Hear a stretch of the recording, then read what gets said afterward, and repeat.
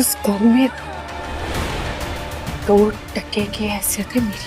बहुत कम वक्त है, बहुत सी मुसीबतें हैं जिनका हमें सामना करना होगा। हमेशा खफा हो तो फर्क जरूर पड़ता है।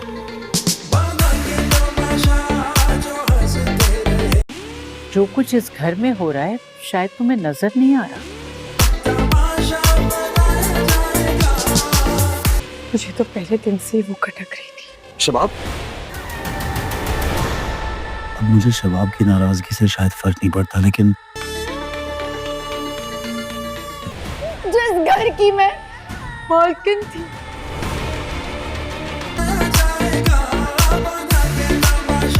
प्लीज ये जस्टिफिकेशंस आप किसी और के लिए संभाल के रखिएगा।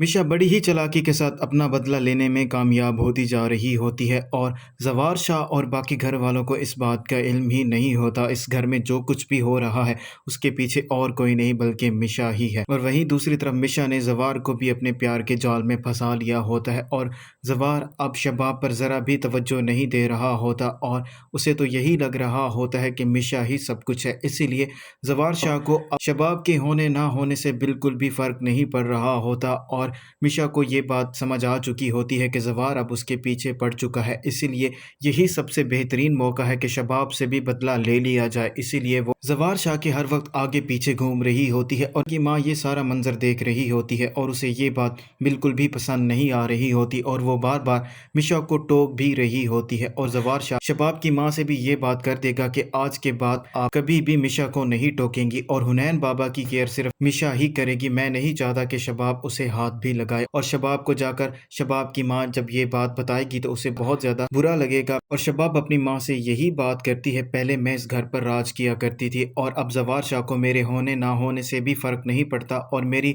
इस घर में 2 टके की हैसियत रह गई है। इसीलिए शबाब बहुत ज़्यादा गुस्सा हो जाएगी और गुस्से में वो मिशा से बात करने के लिए जाएगी और मिशा को काफ़ी बातें भी सुनाएगी। इतनी देर में जवार भी वहाँ पर आ जाएगा और वो शबाब को टोकेगा तो शबाब यही बेहतरीन मौका समझेगी और अपनी तबीयत ख़राब होने का नाटक करेगी और वहीं पर बेहोश हो जाएगी और जवाहर शाह उसको ही संभाल रहा होगा और वो मिशा से कोई भी बात नहीं करेगा और मिशा नाराज़ होकर वहाँ से चली जाएगी। और जैसे ही जवाहर शाह को इस बात का एहसास होगा कि मिशा उससे नाराज़ हो गई है तो इसीलिए वो मिशा को मनाने के लिए आएगा और मिशा से यही बात करेगा, उस वक्त शबाब की कंडीशन ख़राब हो गई थी इसीलिए मुझे शबाब को संभालना पड़ा। तो मिशा उसे खरी खरी बातें सुनाएगी और उसे यही बात करेगी, मुझे अब इस जस्टिफिकेशन की ज़रूरत नहीं है, ये आप मिशा के लिए ही संभाल के रखें।